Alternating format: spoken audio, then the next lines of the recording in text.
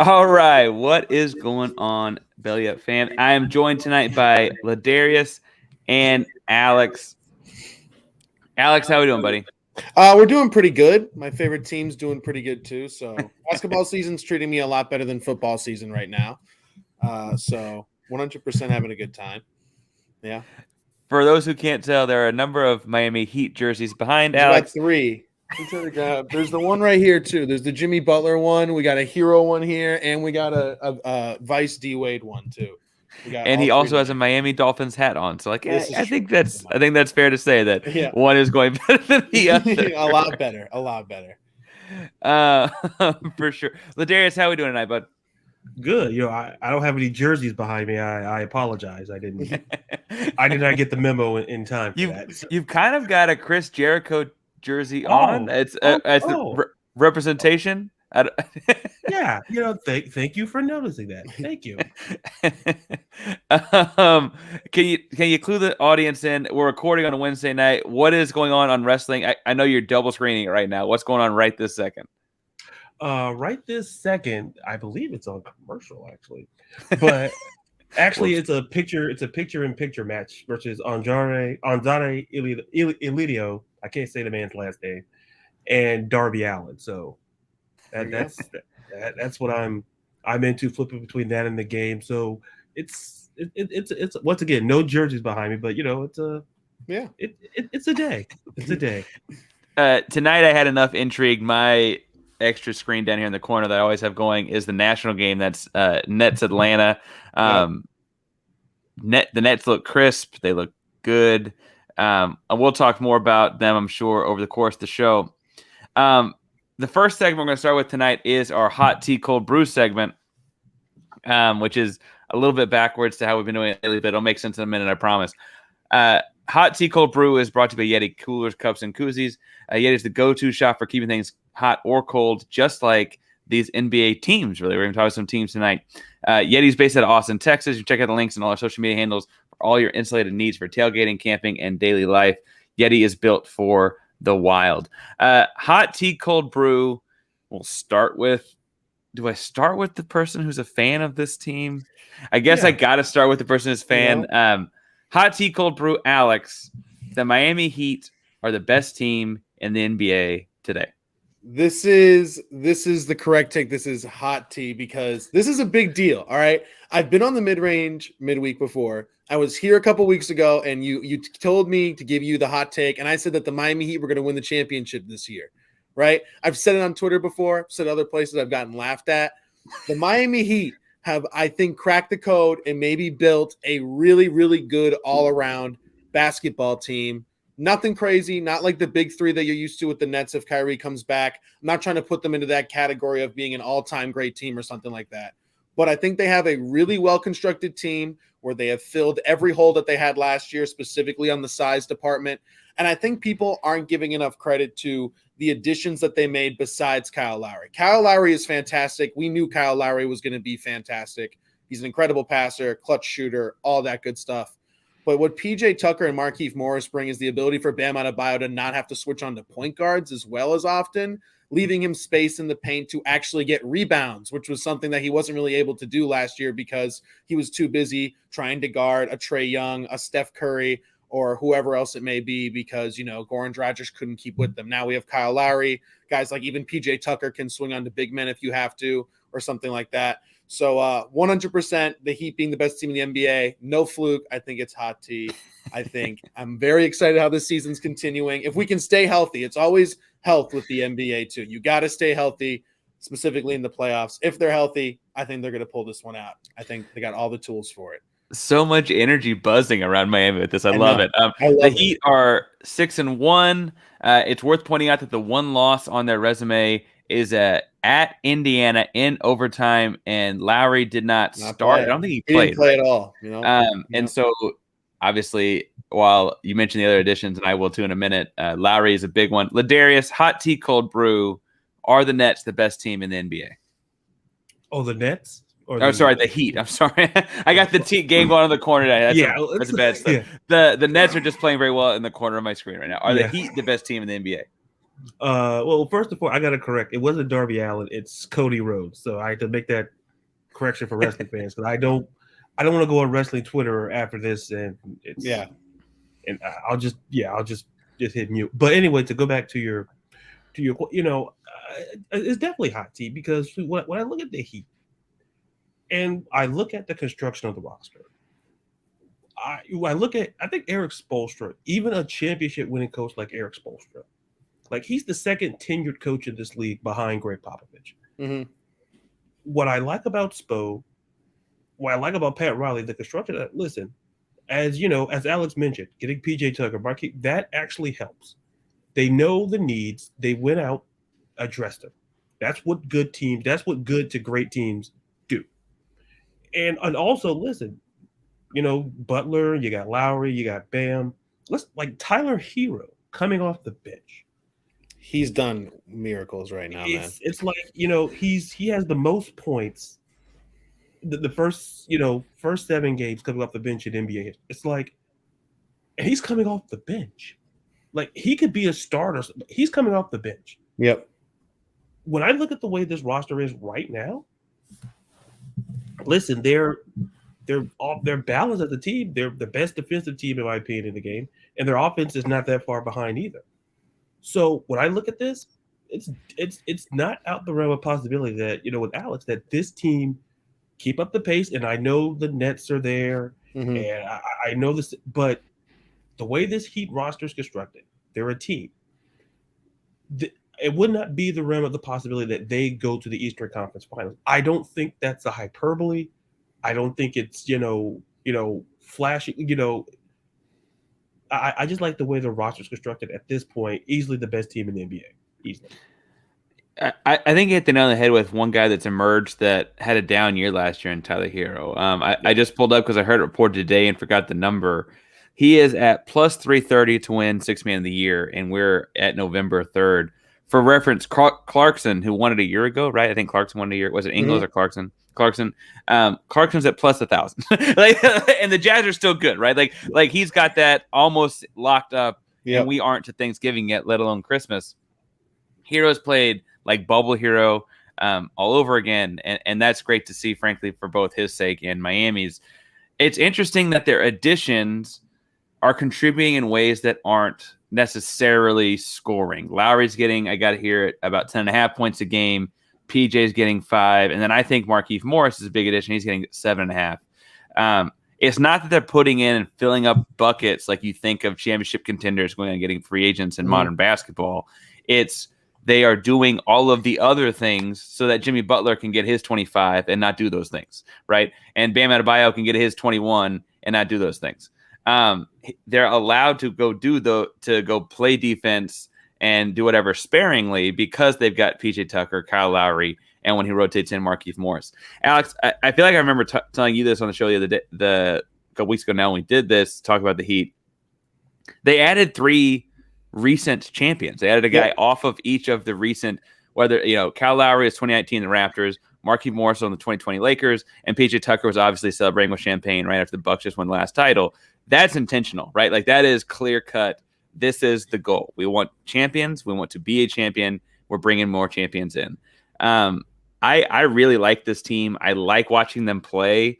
I think I would watch whoever Jimmy Butler played for. I think that just at the end of the day, I think he's just a gritty, grindy, does all the right things kind of guy.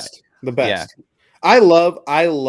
I mean, I've been watching Heat basketball for a while. Dwayne Wade got me into basketball. Him doing everything, laying it all out there on the line. Udonis Haslem doing stuff too against Nowitzki. I have memories of all that effort. Jimmy Butler, though, is just a player that, I remember watching against, and I specifically remember him being in Philadelphia when I thought the Heat were going to get him the first time and being so upset playing against him. He is the definition of a guy you love playing for, you hate playing against. He is the type of dude, because when the free throw rule has come into effect, he's the guy who's been unaffected by it. He's still getting to the line 8 times per game, still drawing contact. That's got to be infuriating if you're a guy who's used to maybe getting those calls like James Harden, like Trae Young, where Jimmy Buckets is still living at the line, getting 10 points. And you can tell that Jimmy has never been considered this oh my God, he's the best player on a championship team. And while by definition, I think he is the best player on this Heat team, they have built a perfect team around Jimmy Butler. Jimmy Butler could not have asked for anything more out of this Heat front office, this Heat coaching staff, because even on defense, they don't even ask Jimmy to guard the best defender. They usually ask Bam. I just watched them against the Mavericks. Bam was taking Doncic a bunch of times one-on-one, specifically with Porzingis out because of an injury, I think. Right. And Jimmy's essentially just playing free safety, cutting every single passing lane that someone's trying to swing around to a three. And he's just loving it because then he saves it from out of bounds. And then Kyle Lowry is just so good in transition. And the Heat have not played with a fast pace in years. And they've always been the slow grind team, things of that nature. But Kyle Lowry, and when Jimmy gets these steals from the passing lanes, it's just we get quick points, easy points so much better than they did last year, where it seemed like every bucket they got was a tough one, specifically in the playoff series against the Bucks. LaDarius, Alex just kind of alluded to his answer, so I want to ask you this question. The Heat are really good, and we typically associate basketball teams that are really good with having one generational Hall of Fame type of guy, right? There's obviously Jordan Bulls, but like you could have Duncan and the Spurs, you could have Shaq or Kobe and the Lakers. Like that's just typically how we think of teams. Steph Curry and the Warriors being the most recent, right? Is Jimmy Butler that guy for them? Is it Bam? Is it not? Like, what's going on here? Would you say that, like Alex said, that Jimmy Butler is turning into that guy, or they've built a team around him for that guy, or is it Bam, or is it Lowry? Right? Lowry's got the ring. Like, what's going on there? You know, I was nodding what Alex was saying because when I look at Jimmy Butler's career, you know, he's been trying to tell us he can be that guy.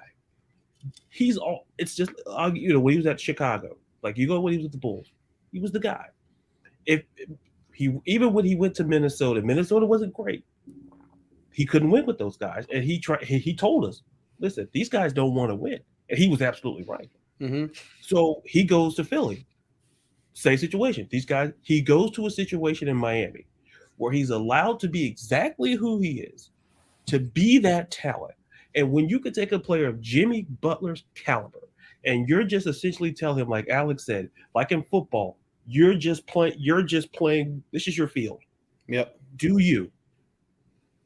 And he's a general, yes, absolutely. And that's why I was nodding with what Alex was saying, because to me, Jimmy Butler has always been this guy. And it's amazing to me that some people still feel that like Jimmy could be that guy. Like if you didn't see Chicago Jimmy, then I can't help you, because he literally everywhere else he went, he couldn't win because he wasn't the guy. Yep. They tried to make everybody like Karl-Anthony Towns, and that didn't work out. Philly, they tried, the whole, I'm not going to say the name, but we all know who it is. Yep. They tried to make certain people. We said we weren't going to talk about him today. I didn't say the name. I didn't say the name. For all they know, I could easily mean Tobias Harris. He got the max over Jimmy. Yeah. So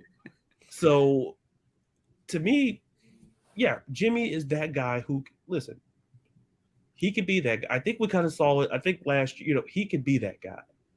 To me, he's that generational talent. I think if you don't believe in it, then I don't know what else to tell you, because for what I've seen him play, just being the casual NBA fan and being an actual NBA fan, there's a difference. The casual NBA fan may say, oh, Jimmy's not great. But if you watch basketball, like you have Parker and like you have Alex, you see that in Jimmy. Like everywhere he's been, he could be that alpha guy. Now he's in Miami. This team, easily the best team in basketball. And yes, and Jimmy is a huge part of it because they just tell him to be who he is, which you should tell all, your star players, just be who you are. So absolutely, absolute generational talent. No doubt about it. It's just fascinating because, like you said, his career has been this journeyman, has a pejorative context, but he's been this guy that's bounced around a lot, right? And he hasn't necessarily he did elevate all of those teams, but not to this status. And I think that's really speaks to just how well the piece complement one another. I do think that they benefit a lot from having such a unique guy in Bam Adebayo. Like you said, Alex, he can guard Luka Doncic, but then if they line up and can play the Nets, he'll guard Kevin Durant. And if they line up and play the Lakers, he'll guard Anthony Davis, right? Like he will do all the different things against all the different sized guys. And I swear to God, he's the best conditioned player I've ever seen in my life. He never gets tired. Like he's drenched in sweat from the opening tip off. It looks like he needs to get taken out of the game, but he is sprinting back and forth, chasing down people, like staying strong in the post, like, oh man. And I just want to add this one thing real quick about Jimmy. He might not be a generational talent. I think he has a generational mentality. He thinks that he is that guy, and he will prove that he is that guy no matter what it takes at any cost. And like, Pat Riley loves that. And honestly, I think the moment for the Heat was when he won those 2 games in the finals without Doncic and Bam, or without Luke, or without Dragic and Bam against the Lakers. When he won 2 of those, I think he proved to Pat Riley, like, we don't need to go get a Harden. We don't need to go get a Beal, who they were in on forever. We need Oladipos. We need heroes. We need PJ Tucker, Morris. We need tough guys to surround you. You can be that guy. I think that's when it really changed for them. You say he has a championship mentality, and I'm sure, or that that kind of mentality. I'm sure not going to tell him he doesn't. Like, I'm not going to get in his way. Like, I don't know. Like, I'm not going to be the guy that he's coming after on that. One guy who was saying some stuff that has been in the news in the last 40 hours is Marcus Smart. And so this time we're going to move up the East Coast and talk a little bit more about the Boston Celtics. Hot tea, cold brew, LaDarius. Marcus Smart was right. Now, in a long-winded comment, he basically said that it's hard for him to get stuff going, standing in the corner, and that Tatum and Brown don't pass the ball enough.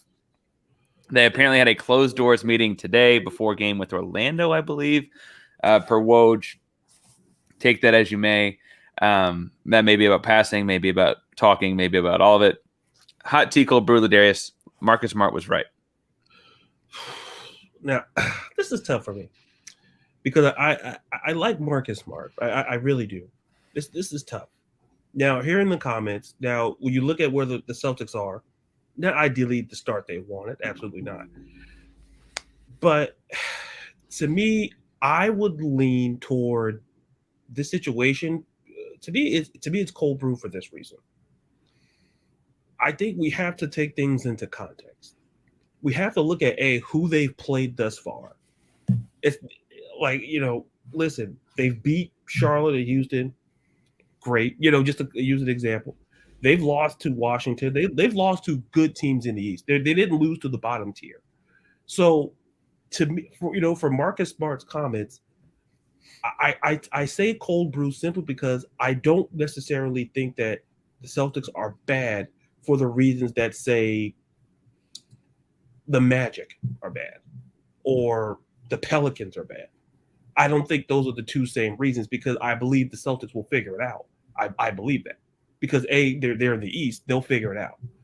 To me, I like Marcus Smart, but I think he has to understand is that team is about those two guys.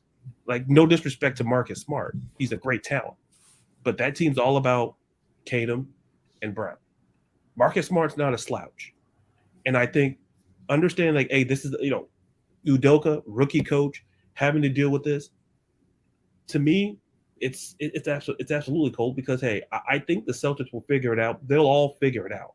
It's early times. The Celtics are not bad because their talent is bad. You can look pretty bad when you have to play the top 5 teams in the East coming out of the gate. You can look really bad. Yeah. Like an NFL schedule, like, who do you play? Oh, we got to play Buffalo. We got to play Tampa. We got to play the. So you could easily be 0-3, like, oh, this team's terrible. Like, no, look who you played. Like, you're playing literally 3 of the, part of the best 5 teams in the league. And I think that's the situation the Celtics are in. So to me, I take this as cold brew. And once again, I like Marcus Smart, but I think the comments, he could have a point, but I just lean toward cold brew simply because of the fact that I don't think necessarily that's the reason why they're in the position they're in. So I'll take cold brew. Alex, hot tea, cold brew, a rival of your Miami Heat, the Boston Celtics. Marcus Smart was right. I'm going to go that this is hot tea, but I'm going to say right message, wrong messenger. I don't think Marcus Smart was the guy to say, I'm not getting my shots here. He's been in Boston for a long time. He just got a big-time extension from the front office. This team is also about Marcus Smart because of the defense that he brings, and he has been a big member of the Celtics organization for a while now. So for him to be like, I have a back seat on the court, maybe, but off the court and specifically, in your wallet, you're very much a part of the Boston Celtics right now.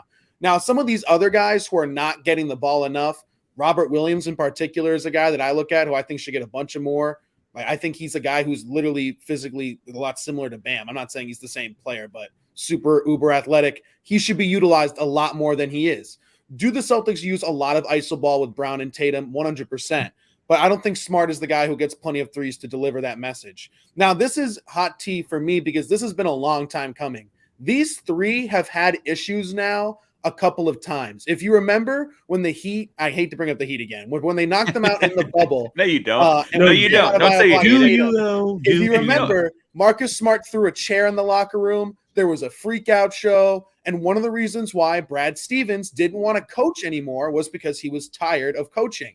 I don't think he was sick of the travel. I don't think he was sick of some of the other stuff. He's been coaching for a long time. He was recruiting at Butler, which is one of the hardest things to do in sports, is recruit year in, year out. I think he was sick and tired of dealing with the locker room chemistry between three dudes who all want to shoot the living hell of the ball. I understand why Tatum wants to shoot out of the ball. He's a lot like Kevin Durant in that way. Jaylen Brown is really proving himself as a really, really good player in this league. He wants to prove that he's right up there. Marcus Smart being the guy that's like, I also should get 20 shots a game. You're not that guy, man. Like, you are here for 3-and-D. The fans love you for the hustle. Don't make this about you. But if you're the rookie, if you're the new coach for the Celtics, I feel so bad because he was brought in because they are scared that Tatum is going to ask out, right? All these markets are scared that their number one dude is going to ask out, and we know that Beal and Tatum have something going back to St. Louis.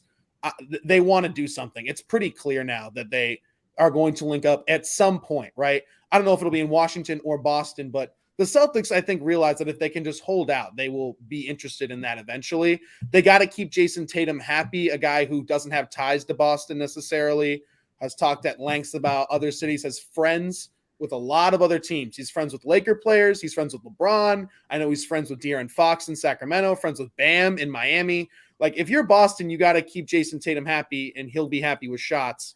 When they brought in the new coach, it was clear that there was U.S. basketball connections to both Jaylen Brown and Jason Tatum.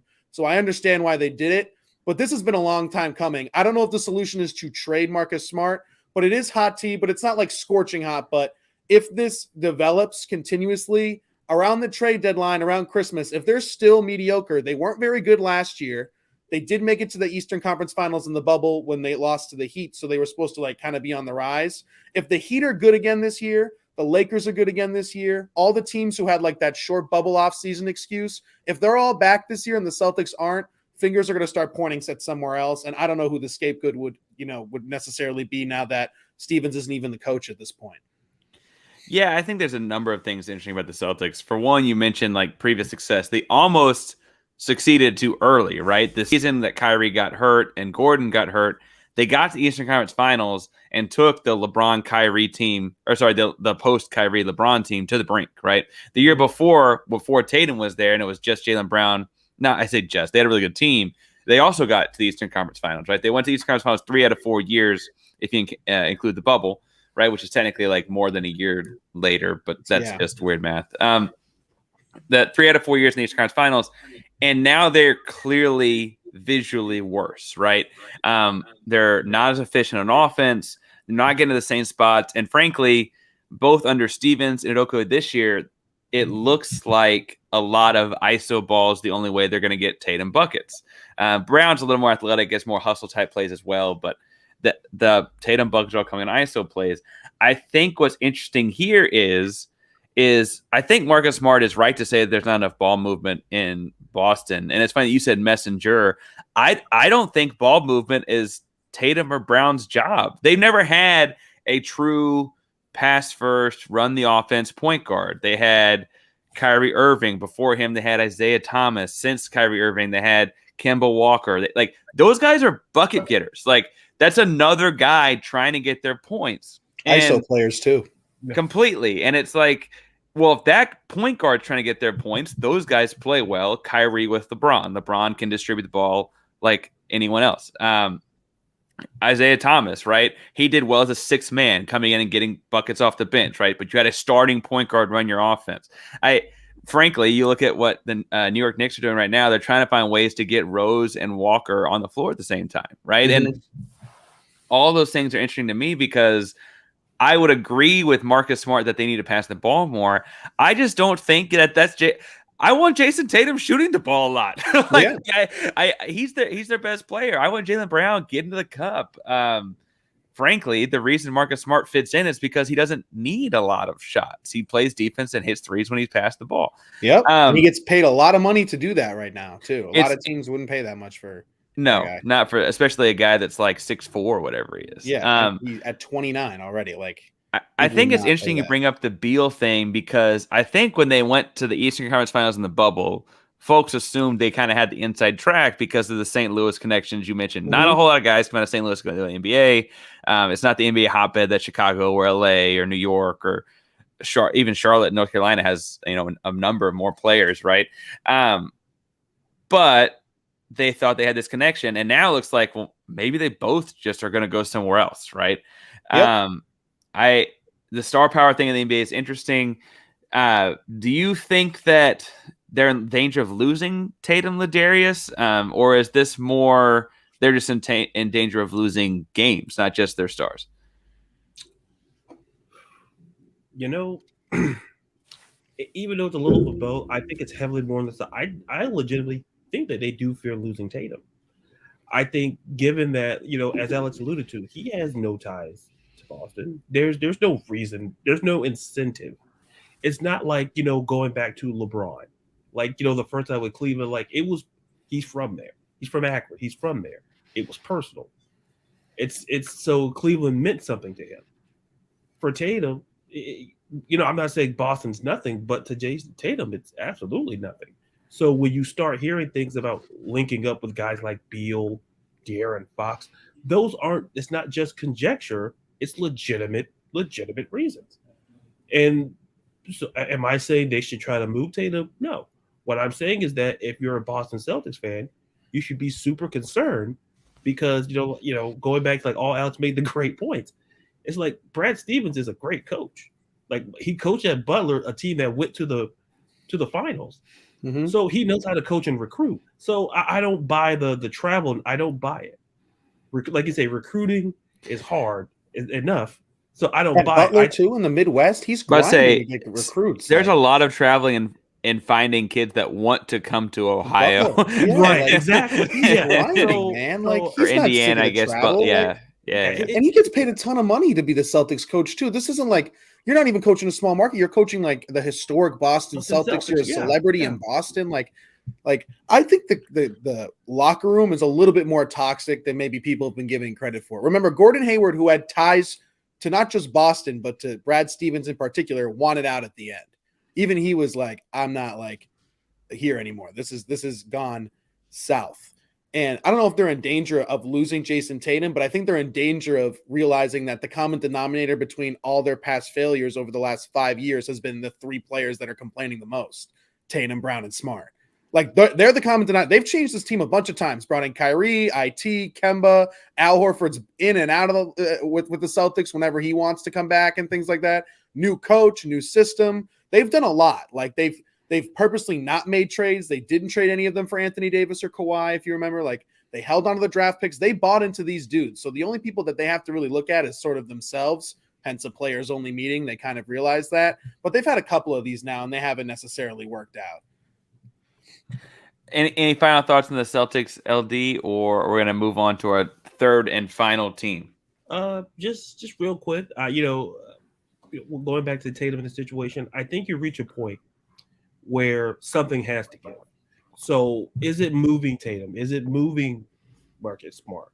I think at some point, like I said, if Brad Stevens, who's a coach's coach, has said he's like this, that's a concern. Yep. That's a concern. If Brad Stevens, who I think is one of great basketball minds, if he's saying, I don't want to coach this, that he just puts it on a rookie coach, that says a lot more about the team than it does about Brad Stevens. So I think it's a situation to definitely be looking out for this season to see what do they do if things do not get better. And the Celtics also kind of know it's not Brad Stevens' fault because they promoted him. They put him in the front office. They made him executive. We'll give you that. We'll give you the desk job now. We'll give you. Yeah. We know we know this isn't your fault. Like you just need somebody else to deal with this difficult problem. You actually know your stuff. Like that's kind of how they're treating it. It's so weird. Yeah. If you could get future pro players to Xavier, or to Butler, I'm sorry, who can you get to the Boston Celtics? Is what they said. Like, exactly. Fair enough. I think the Celtics situation is interesting. I don't see them as guys that are going to be like big sellers at the before the trade deadline or something like that, but they've got to be feeling like very let down. I just can't imagine. Yes, I can't imagine. On the Houston Rockets, the idea that like you have half a decade of like, oh, we're on the precipice, we're young, we're up and coming, and now we just stink again. I mean, I get that we're not quite at Thanksgiving, but they have problems that look more than just a cold streak or more than just warming up. The next team is speaking of warming up, hot tea, cold brew. The Lakers are just warming up. They'll end up being fine. LaDarius, what do you think about the Lakers? Are they going to be okay, or are there bigger problems there? Yeah, you know what? Hot take. They're going to be absolutely fine. Because look, when you build a team, LeBron, Russ, AD, when you have a team full of guys, I'm gonna use Alex's Heat as a paradigm here. When you have guys that come in who were stars elsewhere, it's going to be a little rough patch, not because the talent is terrible, but everyone has to figure out their role. What can they do? They're going to be fine. And I think the Lakers, to me, I had them going into the season as as a favorite to come out of the West, because they're going to be fine, because you have all this talent and experience on this roster. And then you get a guy like Rondo, who's kind of that point guard. So to me, they're going to be fine. And the one stat that I think is interesting that, I found that, is that they're second in the league in pace, which is an estimate of the number of possessions per 48 minutes by a team. They're going to be fine. It's like, I think the people who are panicking are Lakers fans. Like, because to be that honest, would not be it the first time. Yeah, exactly. Yeah. You check in the box. Yeah, I have a whole bunch of checks for the last time. Yeah. So to me, they're going to be fine. Once again, they're going to be, I think, once again, they're still the favorite to come out of the West, even though the West is super loaded. LeBron, like I say, you have guys who can figure it out. They're stars. And listen, they're all there to win a championship. Yeah. Like, to me, Carmelo, he wants a championship. Russ wants a championship. LeBron, everybody.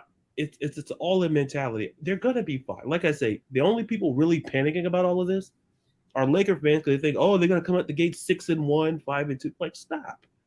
Like, understand. Like, let's again, using the Heat, they came out the gate stumbling, but hey, they figured it out, because that's what good teams do. They figure it out, and at the end of the day, they're going to be fine. There's no need to panic whatsoever, in my opinion. No.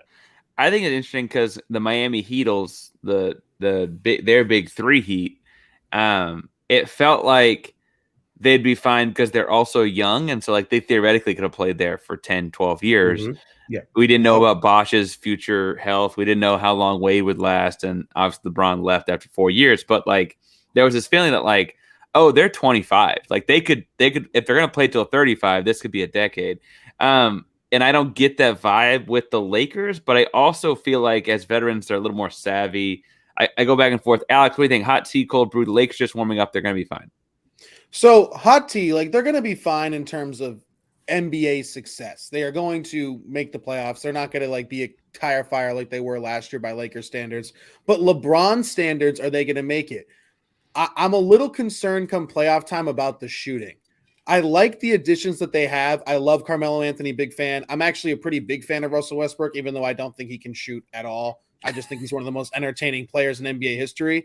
But when it comes down to it, we all know what LeBron's bread and butter is, driving kick. He will go back to that in the playoffs, I presume, just like he always does, even though he's been shooting a lot more recently, I think because of his ankle personally, and he doesn't want to use all that energy at the beginning of the year. And I like Kent Bazemore, but I've seen a lot of these dudes before. Can you trust Kent Bazemore in the corner for a three in the Western Conference Finals? Like, can that happen with? I trust Melo, but again, Melo hasn't even been to the biggest game yet. I still think he would be able to do it. But like, you see what I'm saying? Like, there's guys on that roster, you don't know. I don't know if Kendrick Nunn can do anything in the playoffs. The Heat essentially said, you can have him. We don't need him anymore, right? Like, there's a lot of dudes on this team who I think are great players, good role players, who's going to be able to hit shots for LeBron in the fourth quarter of these playoff games? I know Russ can't shoot specifically in the playoffs, and AD is definitely going to be banged up at some point. Like, you already know that there's going to be some minor tic-tac injury in the playoffs, and LeBron even himself right now isn't the almighty healthiest Superman year in, year out. He's got to take games off from the ankle and things like that. The Lakers will be fine because I think the West is definitely better than the East, but I think the top of the East is better than the top of the West, if that makes any sense. No, Bucks, Heat, Nets at the top of the East is better than the 3 top Western Conference teams. But like bottom tier wise, all the bad teams are in the East, and like the teams who could actually do something are in. Well, and I'm not even sure that I would say that they're terribly unsimilar at the bottom when you have like Oklahoma City and Houston and New Orleans in the West. I think that the interesting thing in looking at the Lakers is I'm in a similar thought that if they're healthy for the regular season and they LeBron James plays 68 games by choice and Anthony Davis plays 70-ish games by choice and whatever, they'll be fine. I worry about a playoff series where you got to beat someone 4 times in basically 2 weeks, right? And in that playoff series, I think that when you're grinding that much tape and it's the same opponent every day and like you're preparing and game planning and mixing up your defensive coverage to stop certain things, that you can game plan them in the playoffs. Obviously, you have to have the talent to do it. So like the first round is not necessarily where I see that happening. If they end up getting, I don't know who it would, I'm not going to throw anyone under the bus, so it would be, but like if they played a Blazers team in the first round, because that's kind of where the Blazers have been the last 2 years, like, sorry, like Dame Lillard might win a game or two, but like that's just a talent thing.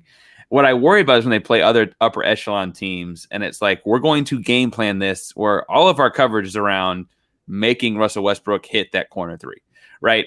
And like we're going to cut off this, that, and the other thing, and make that the case. I also think there's a scenario where if you're Vogel, you just sit Russ and. How weird is that to say that like they've got other shooters? We all assume Russ might start the game but not get that much minutes. Right. We I all see put Russ only getting 24, 25 in a playoff game. We've seen him play closing lineup minutes for every team he's been on, but this team might be better and not need that. Like that's a weird thing to think about, and I could see it happening in the playoffs and change things up, right? Yeah, the Lakers will be good, and like what we're talking, like we're kind of nitpicking here with like their major issues. You know, like people who are fans of like Oklahoma City right now would do anything to be the Lakers, right, and have LeBron on their team. But specifically, what I think I'm talking about, I'd love to be talking about titles. And like, I think what you guys are also hinting at is like a finals series. Yeah, or a Western Conference Finals. Bucks Lakers. I like the Bucks right now. Today, I know it's a long season; it's so early. Bucks Lakers. I like the Bucks. Heat Lakers. I like the Heat. And arguably Nets, if Kyrie comes back, that's also like just more shooting. I know that the Nets have a horrible big man rotation, but like you don't like the old man Blake Griffin? No, the Blake Griffin LaMarcus Aldridge thing is like, I watched the kids. I was really excited for the Heat Nets game, and I was like, here we go. And Bam was like, this is the easiest thing I've had to go against in months.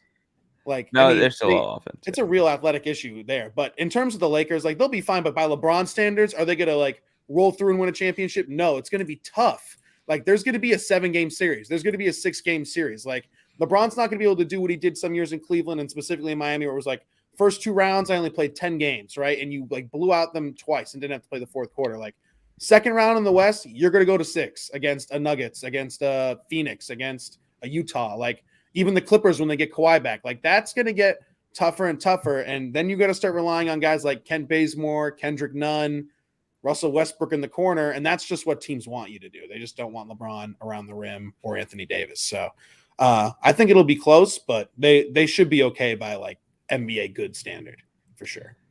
LaDarius, final word on the Lakers. I feel like you were the most positive on them, so I want to make sure you get it. I just sit back and just I try, after the whole incident with a certain player last time I was on here, I tried to focus the positivity. So we're not talking about him this episode. I'm not trying to make you do what you don't want to do. Speaking of not making people do what they don't want to do, let's talk about a long jump shot. The next segment is called the long two. A long two is a midweek. The long two is a mid-range jump shot. A mid-range jump shot is worth 2 points. Some analytics nerds hate a long mid-range jump shot because just take a big step backwards and you get a whole other point. It's 150% of the points for a three-pointer. But It is the midweek mid-range, and that is our jump shot. What I'm going to ask you for first, and we'll start with Alex here, are two things that you want to keep watching this season. We've been watching for about 2 weeks now as far as real NBA games go. And what are two things that you are looking forward to keep watching this season? One thing before I get to my Heat, DeMar DeRozan. I watched his game tonight where he dropped 37. And he almost had a game-winning dunk. Now, DeMar DeRozan was on the Spurs for a little bit. Spurs weren't the most relevant team in the world, and he was kind of just quietly dropping like 22 to 24 a night there. He's back where a team is actually going to make some noise and people are going to watch. DeMar DeRozan is still that dude. He is an efficient, bucket-getting, athletic wing. He's got some leadership. I don't know.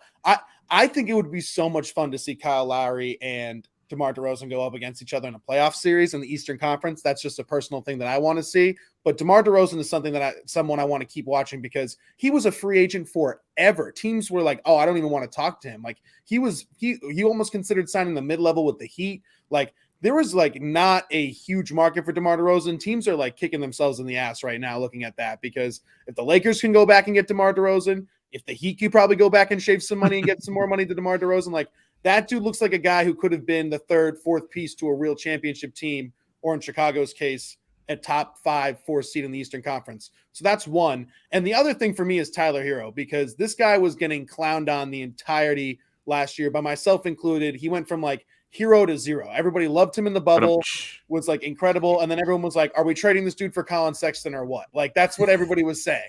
And I'll be honest, I bought into the hype early, immediately got the jersey. And then I'll be honest, last year I was like, okay, he wasn't that guy. He was just had a nice couple of weeks, but he's back now. He put on some weight. And a lot of people are trying to compare what Tyler Hero's doing. Lou Williams is the easy comparison, but Tyler Hero might be trying to do something that we haven't seen in a while. Because if the Heat win the championship this year and Tyler Hero is their leading scorer off the bench, what does that make Tyler Hero in the grand scheme of things? Like, if you are the leading scorer on a championship team, despite coming off the bench, like, I don't know, have we ever had that in NBA history? Maybe you guys would know better than me. So Tyler Hero is the other thing I would absolutely. I don't know about a leading scorer. I will say that there have been teams before. So Mike D'Antoni called Eric Gordon the 6th starter. And you saw it, frankly, the team that comes to mind really is more like what San Antonio did with Manu, right? Where they knew what he was going to do. It was just about when he did it. I do think that that's fascinating with what they're doing in Miami. On the DeMar DeRozan thing, I think part of this all stems from he's shooting at an efficient clip right now from beyond the arc as well. And like he didn't get the offers all summer, because I don't think anyone knew he had that, right? Like that had not been his game, and Chicago's got him doing it. It's really been fascinating to watch. Darius, two things that you want to keep watching this season. First of all, I'm gonna start with Seth Curry. I'm gonna start with Seth Curry. Listen, he's first in true shooting percentage of the league. He's 5th in offensive rating. He's 3rd in the league in 3-point percentage. Seth Curry's the type of guy that we talk about, but I feel we don't talk about enough. And given all of what's going on, and what's all that's going on, he seems to be the guy. Like, he's gotten better the last 2-3. I really like his game because Steph will always get the headlines, and his brother will get the headlines, and that's understandable. But I feel that Seth is, to me, I look at Seth, I said, to give him in the conversation. To me, watching him play, as someone who I look at myself, I like the way he shoots. I think there's nothing.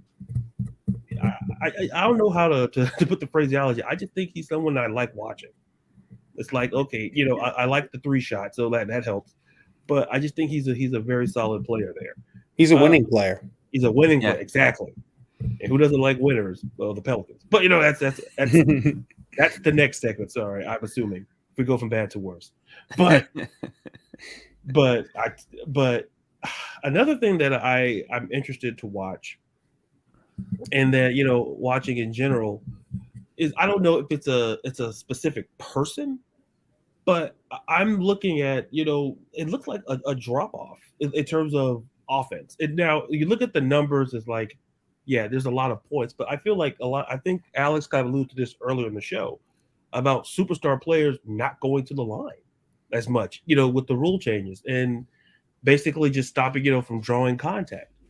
That to me is something that I'm going to keep watching for because it's interesting, because it's not like a slight drop. It's a kind of a draconian-esque type drop. Yeah. Like, you alluded to Trae Young, like 8.7 free throws he had last year, 5.3 thus far.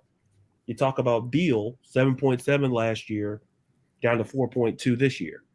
It's, these rule changes, it's so fascinating to watch because in a league we like offense, if people could play all too many fouls, and these are affecting star players. Some players aren't affected by it, but you're seeing the Youngs and the Beals. I want to say, a lot of guys are getting affected, but to me, those are the two things that I'm watching for, because I think just to see that drop off, it's not like it's a vast thing. Like everything's just dropped. Like free throws in general per game have dropped. I don't know if you guys have noticed this, but has the game felt like less choppy to you when you guys are watching it? There's so many less stoppages to me. Like, there's been a lot of good close games where there's a lot of back and forth bucket getting with like tough bucket getting without any stops for like the last 5 minutes. That's something I missed. Like really building up like shot after shot in basketball can get like really interesting. And they were complaining about it with the replays, but I think even the fouling was a pretty big thing. Like it would just stop. The momentum of the game would stop. The energy. It feels fluid. It feels more fluid. Yeah. It's funny though, because I don't know that I would have inherently been like basketball's broke. I wasn't on that team where like we had to stop this stuff a year ago. My whole thought was more about basketball, like then don't reach. Like I want to see the guys shoot shots, and I want to see the dunks and those kinds of things. I also had James Harden on my team for a while. I guess like maybe that those two go hand in hand. That was an 8-year experience, right? Like it's hard to mix out what was cause and effect there. I do think that it'll be interesting to see like when does it course correct back. And I don't necessarily mean like they're taking the rules back or anything like that, but like part of the craftiness of getting those calls was being an intelligent basketball player, right? And so like you've got to assume that you take this away. Like yes, it's impacted Trae, Beal, Harden, Steph to some degree in the first 2 weeks of the season. But by like January, have they kind of worked out the kinks and figured out what they will and won't get and where they can and can't take their spots? Because they were getting those calls because they were smart, right? That intelligence doesn't go away just because the calls do. Both good points, though. The two things I'm choosing are, first, we got a great crop of young guys in the league. And the rookie class alone, obviously, I got Jalen Green on my shirt right now, my homage T-shirt with the NBA Jam idea. I love Homage. That's a great brand.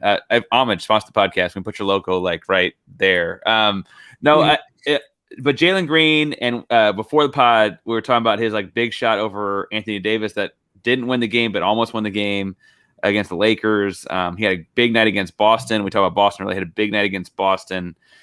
He's just a freak athlete, and he's like also very smooth and whatever. But like he's so explosive so quickly. It's just phenomenal to watch. Scotty Barnes is it's like the equivalent of a 5-tool baseball player, but in basketball. Like he's doing everything in Toronto, and Toronto is back to being at least decent again. OG Anunoby has developed into a really good, like almost like a Kawhi type build. Not Kawhi level, but like that. No, but in 2K terms, the guy Kawhi build, puts a couple years in the gym and learns how to shoot a three, and you're like, oh boy, like he's a real two-way player now. He's not given the love because he's in Cleveland, but Evan Mobley's great. Mm-hmm. Right, of course, he's great. He's a 7-footer that's like fluid and bends his hips well. Like that's always going to be good. And then Cade Cunningham just got back, and so like there's something to watch there. And what does he turn into? And he was, of all these guys, the top prospect since they were like 16. So what does that really mean, right? And all those things. It's a great crop of young guys. We didn't mention like Luka himself is 22. Like there's all these guys are super. It's unbelievable. John Morant. There's just a lot. I'm watching. I got the next game that came on after the Nets game is LaMelo Ball. Like all these young guys and where they take their games to over the course of the year. And then the next thing I was going to say is more of an off the court thing is the Damian Lillard Blazers deal. It feels like it needs to end in a lot of ways. They just need to kind of hit the reset button. But he made comments. It was today or yesterday. I read them today. They might have been from yesterday where it was like, he doesn't know if it would feel right to win in another city. And it's like, well, then you're just not going to win You're parts. not- I get that. I'm interested to see how that plays out because, frankly, I mean, bluntly, Dame Lillard just got named one of the 75 best players of all time. He was in the top 75 list, and like, what has he done? Like he's got tremendous. He's got the clutch shots. He's got the 50-point game in the playoffs last year, but like hardware accomplishments, stuff on his mantle. Kyrie was Dame before Dame. Well, but I think we all felt a moment when Kyrie hit that shot in 2016 of like, I thought I was like, this guy reminds me so much of like that looked like Allen Iverson to me. I was like, this guy is that good. He has a ring. Like, and Kyrie again has been a massive story lately. So maybe if you write the 75 piece years ago, but Dame has done a bunch of cool moments, but like Dame's best moment was beating Russell Westbrook on that Game 7 shot that they then lost in the next round, didn't they? Or did they? Yeah, it was a first round series. Yeah, like that's. And I don't mean like I don't mean to take away from those moments or those shots, and I think it'd be easy because people would point out that he also had a series winner against Houston, and what was that, like 2014, right? Mm-hmm. And he had one over Beverly, but it was really because of a Harden rotation bet. Anyway, I'm not saying that those aren't cool or aren't whatever, but like there's not a lot of hardware to Dame's name. Yeah. And if he's not going to leave Portland, there's not going to be a lot of hardware. And so we're just going to have this it's like Reggie Miller all over again, right? There's this top 75 player that's just going to have been really good with nothing to show for it besides like, trust me, I'll pull up, like you'll be telling your grandkids one day, trust me, I'll pull up the clips, we'll watch, like he was really, like there's just nothing else to it. And I just don't know how it's going to play out. Maybe Dame wants to be Reggie Miller, right? Like Indiana loves Reggie Miller. Maybe Dame wants to be that. And I just power to him. I just don't know that was what I saw coming 3 years ago. Me, though, how have Portland and Philly not gotten a deal done? Yeah, exactly. How is Ben Simmons not the focal point of a complete rebuild on the West Coast, away from the big media? Go get a bunch of shooters and see what Ben Simmons can do. Exactly. And Dame Lillard and Embiid would win you the East just on pick and roll alone. Like I don't understand how they haven't done that yet. Yeah, and I go ahead. Yeah, I was gonna say I want to throw it to LaDarius because we've talked about he who should not be named. We hadn't talked about what could happen when they replace him. Yeah, you know what? I think the last time I was on here, I talked about Portland being disappointment, and it didn't seem like it was. But for the number one reason that, listen, it just feels that it's up. Everybody has a ceiling. It's okay. It's like we've seen the ceiling with Portland, and if you're Dame Lillard, look, if you're serious about winning a championship, you got to get out of Portland. Yeah, you got to get out of Portland. It's like nobody's coming. Nobody's ever going to come to Portland. My man. Nobody's coming to Portland. It's kind of like equivalent to, I remember, when LeBron first came, like people like, oh, did you want to go to? Can people go to Cleveland, or do people want to go to Miami? And it's not knocking the city of Cleveland, none at all. But you have to look at the market and look at what the players want to do. And if you're Dame Lillard, and I think I alluded to this the last time I was on here, look. He's a great talent. He's just not going to win in Portland. That team is going to be exactly where it is. Dame could keep putting up 30, 40 a night for nothing. For absolutely nothing, because at the end of the rainbow, there are teams significantly better in the West. There's a huge gap between Portland and it seems the top tier of the West. And if you're Dame, you should want out. Listen, the city of Portland will still love you. Because you gave them moments. Yeah, no one will blame Dame if he leaves. Not at this point. Yeah, not at this point. I think if you leave, listen, go out because they feel, hey, you deserve a championship because you ain't going to win one here. So and the thing with the play-in too is like with the play-in, there's chances you're going to miss the playoffs because of a bad game. Like then you don't even get your playoff shot because John Morant drops 40 on you and you lose the play-in game. Like there's so many other variables now where. And there's some good young guys on the West. Like you mentioned, like eventually the Rockets are going to get it right with Jalen Green. Like I think the Pelicans, if Zion doesn't leave, could maybe turn into something, right? Like there's other teams there that could do. The Warriors could pull something off. Like there's good teams there. Like if you think that there's like if Portland is the destination that is eventually going to get a big name guy to come there in the West in particular, no way. Like not with the California teams, not with the Knicks about to have money and whatever Miami does. And even Dallas, like eventually I think Dallas will sign a big time free agent to play with Luka in Texas. Like there's so many other options than Portland that free agents would consider 100%. You mentioned the Pelicans, and I heard something LaDarius said earlier that makes me want to segue into the other two things I'm going to ask you. We talked about a couple things you want to watch the rest of the year. What are two things, LaDarius, that you don't want to watch the rest of the year? Jeez, well, that's a lot of things. But in the NBA, the NBA. Okay, sorry. Thanks for reeling me in. Well, listen. You know what? You mentioned the Pelicans. Listen, I'll watch literally everyone on the. Only person I watch on the Pelicans is Brandon Ingram. I could care less about everybody else. Like, look, this Pelicans team is bad. You have a guy in Zion. I don't think he's even playing. And you reach a point where if you're a Pelicans fan, you should be upset for a number of reasons. But look, at some point, you got to realize, they always say it gets better before it gets worse. Well, that seems to work opposite for the Pelicans. They're just not watchable. They're not watchable. Brandon Ingram is watchable, but this Pelicans team is not watchable. But so, and the second thing that that I'd rather not watch is kind of alluding to. I guess I said it earlier, and I'll double down again. It's the Portland Trailblazers. I'll double down because I said it last week. To me, I cannot watch this team. I like Chauncey Billups. I like Dame. I can't watch this team because it just feels like you're watching a soap opera that's never going to end. And I'm not going to, because it's not fair, because at some point, Dame owes it to himself to get out of there. It's clear to me that they want to rebuild. Dame has to get out. They have to say, hey, what's your biggest trading asset?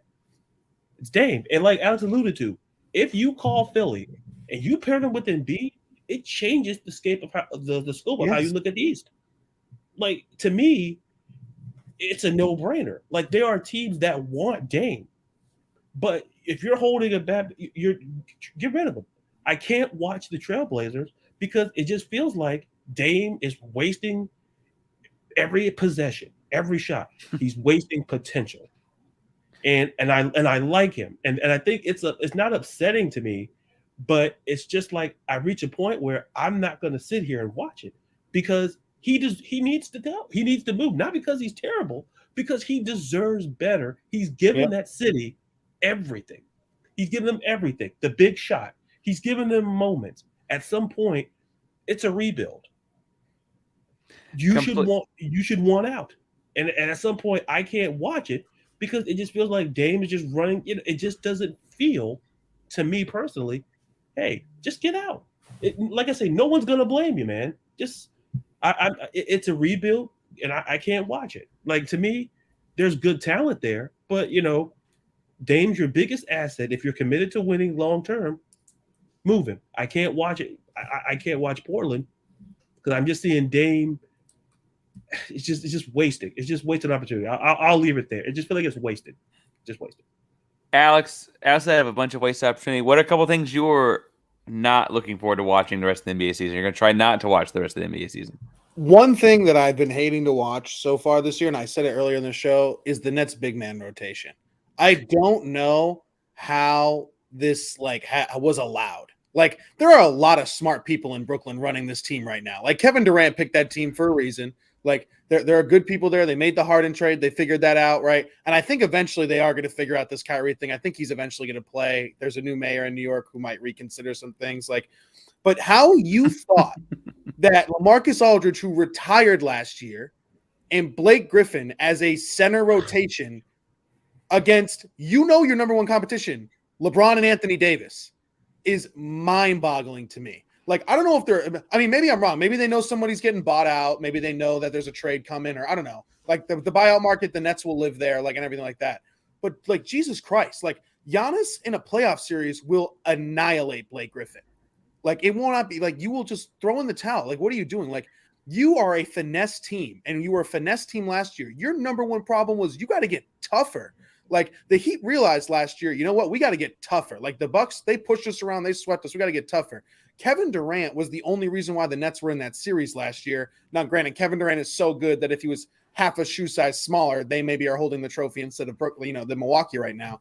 But how you didn't go out there and get a big time aggressive center, like a dude like Nerlens Noel, like nobody like crazy. We're not asking, like, if I'm a Nets fan, I'm not like, oh my God, I need, Matemi Mutombo to come back or something like that. Like, I don't need an all-time great center. I don't need Rudy Gobert, but I need somebody who could actually hang with a center. Like Jaren Allen was there. He's gone. I know they had DeAndre Jordan too. They let him go to the Los Angeles Lakers. Like, there's a lot of guys who they need a big man. Like, I don't know. Maybe they have the buyout market. That's something that I'm looking forward to. And the other thing that I'm not looking forward to is watching more of the Nets big man rotation.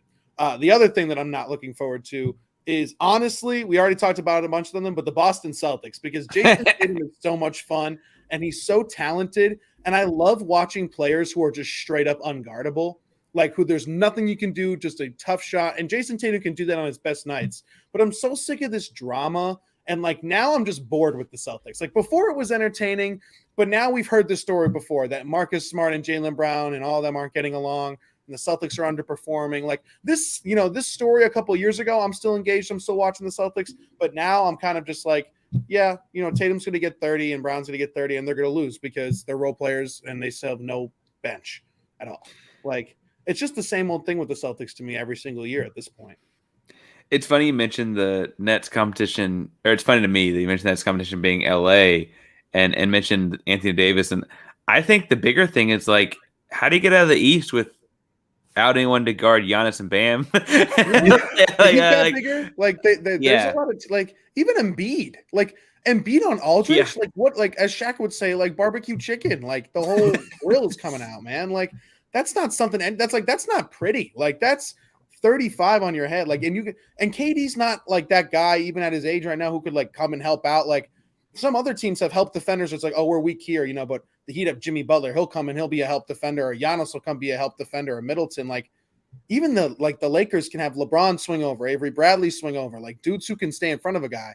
LaMarcus Aldridge cannot stay in front of a dude. And I know for sure Blake Griffin can't either. Like it's so bad. I mean, I don't know. Maybe there's maybe you guys can think of somebody off the top of your head who's going to get bought out as a center. I have no idea because they have no picks to trade. So I don't think they could trade for a center if they wanted to. I think it actually would have to be via the buyout. I mean, like I know Dwight Howard has beef with AD. I saw that a couple weeks ago. Maybe if he gets released. I don't know. They need someone who can get a freaking rebound. Like, well, and play post defense. Like Blake Griffin weirdly has turned into like slide over and take a charge guy, but that's not the thing they need. No. I'm not gonna. One of my two was the Pelicans, but LaDarius hit the on the head pretty hard and beat in the ground. And New Orleans is a great city. I don't need to do that to them anymore. The other team that I'm not looking forward to watching is because I'm tired of being told that they're good, and I say good like in air quotes, or the Jazz. Like I've seen the Jazz. I've seen the Jazz for years. They're the same Jazz. People are going to lose to them because it's a hard place to play because you got to travel to the mountain time zone. You go from like the West Coast to like playing in Utah, or you go from Denver and the elevation to playing Utah the next night on back-to-back or what. Like, I'm tired of hearing about how good the Jazz are, only to see them fall apart. They're going to fall apart in April, May. And I just, until they show me something different, I just can't buy into it. I just can't do it. I hope this doesn't come back to bite me on Twitter or something. The Jazz won't win a championship. I know they might like win all the regular season games in the world. Like seriously, this is so bad because I've gotten into it with Jazz fans. The Jazz could go 82-0, and I would tell you they'd lose in the second round. Like there's no chance. There's no chance the city of Utah has a parade for the Jazz to win a championship. Like there's just no way. They'll win 50. They'll win like 60 games this year, and they'll be like best net rating defense, and Gobert will still get played off the floor in the playoffs. Like I don't know. Are they going to give him Defensive Player of the Year again? I know he'll be number one, but like if the Jazz win games, like the NBA is just like, oh, it's because of Rudy Gobert. It's like, well, and it's because they can't give someone on the Jazz. So if they win that many games, they don't have an MVP candidate, right? So like they can't give them an MVP, but you have to somehow like accommodate for the fact that like they really did win a lot of games. Something must be going on there. And it's like Rudy Gobert has to be the dude with the biggest trophy case who sits on the bench at the end of games. Like it's got to be. I mean, he's got like what 2 Defensive Player of the Years, NBA leader in blocks, rebounds, and like he's one of only. He's not on the floor. Like, I was talking about the NBA top 75 list and talking about frankly how I feel like Dwight Howard's left off of it, and Dwight Howard and Rudy Gobert are two of the 4 players to ever have 3 or more Defensive Player of the Year awards. Like that's just because the Jazz won games. I'm convinced. Well, and it's their equivalent to an MVP. Like, we're not going to give the MVP to anyone in Utah. That's so like just acknowledging congrats on being a small market, very good team. You did it. Yeah. Last segment here before we wrap up, and this is as long or short as you want it because it's called the open container. We take the top off. You can pop anything in or out of a Yeti cup or cooler. My question is an open container. The NBA had new uniforms come out in honor of the 75th anniversary of the season. On Monday, there had been some leaks about several, including Miami, right? But the NBA came out and released all 30 teams at once. Official. Some people are calling them moment mixtapes. Some people are calling them just the plain old city editions. But whatever the case may be, each franchise used elements of previous times in their franchise history. Even the Thunder, who have only been in Oklahoma City a short period of time, they did not go back to Sonic stuff, which I think was a miss. But they each pulled in aspects of old uniforms to make one new mixed up uniform. I'm watching right now in bottom corner. I mentioned LaMelo and the Hornets are playing Golden State. Golden State's is black and gold. On one side, it has a full stripe like the old Philadelphia Warriors. On the other side, it has a lightning like the We Believe Warriors. Black is also tied back to Oakland and somehow. Anyway, LaDarius, what'd you think of the new uniforms? Well, I kind of have a couple that I like, and a couple that I didn't like. So, well, I'll say one I'm mixed about. So I don't want to. I've trashed New Orleans enough, so I'll leave them alone. But probably not welcome there. But anyway, it's fine. I'm a Falcons fan. It's fine. I'm never welcome there. But when I look at some of the best jerseys, listen, I really like the Brooklyn Nets jerseys because to me, it's like the vintage. It's at its finest. It's like they took the right elements and like, especially those jerseys in the 90s, those weren't bad either. Like when you had like Drazen Petrovic, like that type of era, Kendall Gill type stuff. I really like those jerseys. And, and I like the fact that they kind of, like you said, bringing those elements back to 75th anniversary, getting a little from here, from there. I like the Hawks jerseys too, because they kind of mixed in the stuff from the 80s, which was probably one of the better jerseys in the 80s. And they took a little stuff from the 60s that I like too, from the using the numbers wise. Toronto, listen, I like black and gold. I like black and gold. Full discretion. I'm wearing a black shirt. There's some gold right there. So guilty as charged. And I like the Rockets jerseys because it gives that 90s vibe, like Stevie, like that 90s, that Stevie franchise type stuff. Not the Vancouver thing. But I really like those. Now the ones that I didn't like, and like I'll admit, I'll say this because the person here has a bunch of jerseys. It's the Heat jerseys. Now here's the thing. Now I feel like a defense attorney. Yeah. Here's the thing. For the record, I love the Vice City jersey. I absolutely love it. Now when I saw the Heat jerseys, it's like it felt like the letters were like kind of like out of a ransom note. Like they were like the letters were shaped like if someone got kidnapped or something. Like that's what the letters it looked. I'm like, and I felt that like if they would kind of base it off that kind of like that, that Vice City type that I'm like because I love especially like the D-Way, the Miami Knights. I really like those jerseys. Like listen, the Magic. I don't get the orange. Like I listen. I live here in Florida. I lived here. Oh, it represents the oranges. Listen, I eat oranges, but you're not seeing me walking around here with bucket. Sitting with a bunch of oranges. Like, listen, I like oranges. Doesn't mean you have to invest in oranges. Like, you don't have. I don't like the color scheme. I like the even like the 90s. Listen, the whole Shaq and Penny and Nick. Those jerseys. They should have kind of incorporated a little bit of that. Take that orange out. It's ridiculous. And like the OKC, like they're all white. Like it's, I was told that you're not supposed to wear all white after Labor Day. That's what I was told. That's a Southern thing. I love it. That's what I was told. I live in the South, and that's what I was told. I'm like, you're not supposed to wear white to Labor Day. And these guys, I guess, we're in OKC. We're not in the South. So yeah, those were my couple of hits and misses there. Alex, we bashed on the Miami one. It was the first one leaked, and I'm being honest. When I thought that they were all going to be like that with every single digit being different, I was like, "Oh wait, we're in trouble here." Alex, what was your take on the uniforms as a whole? So I love it. I love that the NBA does new uniforms every year. I think this is something the NFL should do, is have crazy uniforms. Like, I don't know why you don't do it. Like, you're to make a ton of money. And as you can see, like, I have bought every single Vice jersey, every single one. I have a pink one that was Goran Dragic that I don't wear anymore. He doesn't play here anymore. And I got the first one, the white one, which was when the Heat were not very good. And I got Josh Richardson because he was the best player on the team at the time. So I don't wear that one anymore. But some ones that I really liked, I thought Charlotte's was pretty cool.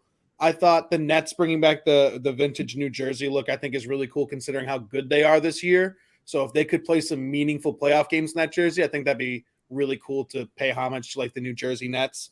And I really like Detroit's too. In terms of Miami, this is definitely the worst thing they've done like recently out of all of the jerseys that they've had. I understand what they were going for, which was like, here you go. They've kind of redeemed it for me because if you get one online, you can actually customize which letters and numbers you want from all those Heat jerseys around the past. So maybe on the online shop, and by maybe I definitely will do this, I'm going to play around with it and totally buy one. So maybe next week, maybe next time I'm on the midweek mid-range, I'll be wearing a new City Edition Miami Heat jersey. And yeah. I think it's funny how so many of these were big hits or big misses. I don't mean to take the whole thing to the Rockets because they're not a very good basketball team right now. But I think it's fascinating when you look at a uniform like the Rockets that the pinstripe was this weird 8-year window of uniforms for the Rockets, right? They were red and white before, and they were red and gray and white in the Yao Ming, Tracy McGrady days since. But the pinstripes were like 8 solid years of uniforms, and frankly very like memorable because Hakeem finished in them, Francis played in them, and Yao started in them, right? But then it's like, how do you work that weird navy color combination into all the other stuff? Like, it's either got to be everything or nothing, and they clearly went with everything. I think the same thing happened to the Clippers. It was like, we got baby blue, we're either going to use it or we're not going to use it. Like, there's no way to only kind of use that baby blue, and I think it came out great. The Nets with the stars and stripes, it was like, we either got to use the full star, we can't just like put a star, like we got to go all in on that, or we got like those kinds of things were very evident. I would echo some of the Celtics, but like they got to do better with their jerseys, man. Every year they just do a new iteration of green and white, and I'm like, I get it. Like, and it's because they've never. So for this project, interesting because they never had different uniforms, really. Like their base has always been just the plain green and white, and so some black and gold going or something. Yeah, black and gold would get gold. I remember there was LaDarius on board. Yeah, like how many iterations of green jersey, white text can we get for the Celtics before everything just looks the same? Did either of y'all read or figure out what is the deal with the Sixers and there's like a rainbow striping, or the Knicks? I don't necessarily I didn't read up on it, but I've seen that as well. Yeah, the Knicks are black with orange numbering, and like it's just cool looking. I don't know that it's like. I think the Knicks might be doing something for fire departments. Don't quote me on that, but I think I know Philly's doing something too. I don't know what the stripes mean, but they mean something. I hate to say it like that because like it makes me, but like that's they mean something. I know that for a fact. But the winner of this thing that no one's mentioned, like it's on my like medal stand as far as I hadn't ordered the 3, but it's one of my favorite 3 would be San Antonio. Like San Antonio going with the Fiesta colored, like it's otherwise a very normal Spurs uniform with the Fiesta colored stripes, the teal, turquoisey, the pink, and all of it. Like that's a ton of fun. And like the city of San Antonio is going to love that. I don't know how many games they'll win it or whatever, but like that's a fun uniform. Ones that I did not necessarily like, we mentioned the Celtics, and I will take a moment to say that the Thunder uniform looks cool, I guess. And they kind of did they had that one year where they had an alternate that had a stripe down the side. It was navy or whatever, right? How are you just going to forget that you were the Sonics for so many years? Yeah, the perfect. Hopefully, because they're going to be an expansion team soon, or move Sacramento there. Yeah, but as far as like historic, like if the Warriors can use the San Francisco or if the San Francisco Warriors can use the Philadelphia Warriors, the Thunder can use the Seattle Supersonic stuff Yeah. too. I just don't get it. That like the all white is just kind of an odd, like, we're just admitting there's no history in the Thunder. There's Like, none. That's what it is. It's the glorified farm system. They make players for everyone else to come get later. I don't know. It was a weird one for me. All right, that's it for the midweek mid-range. LaDarius, tell people where they can find you, what you've been working on lately, and those kinds of things. You can find me on the Twitter at LaDarius_Brown. Writing wise, once again, billion idea article wise, basically basketball stuff. Trying to maybe get into some I write WNBA stuff as well to talk about the Seattle Storm. Who got the memo about the colors, but so I'm working on primarily NBA stuff of that nature. So be on the lookout for that. Gotcha. Alex, where can people find you? You can follow me on Twitter at @AmasOnSports, or you can listen to me on my show, Couchside Sports, and then I also host the Belly Up Football podcast every Saturday-ish. So, yeah. Perfect. Obviously, my name's Parker Ainsworth. You can find me at Painsworth512 on Twitter and Instagram.